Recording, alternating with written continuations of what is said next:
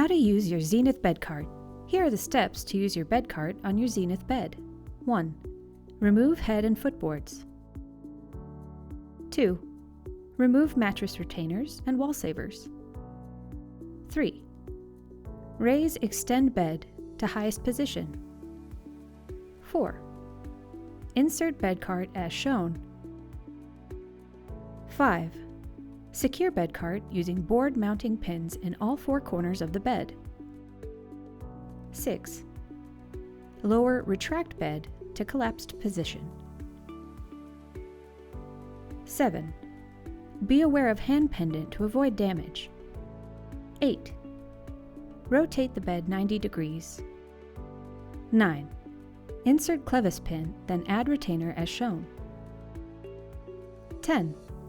Manage or restrain head deck before moving. 11. Push from center position if working alone. To learn more about this product or other basic American bed accessories, go to www.gramfield.com.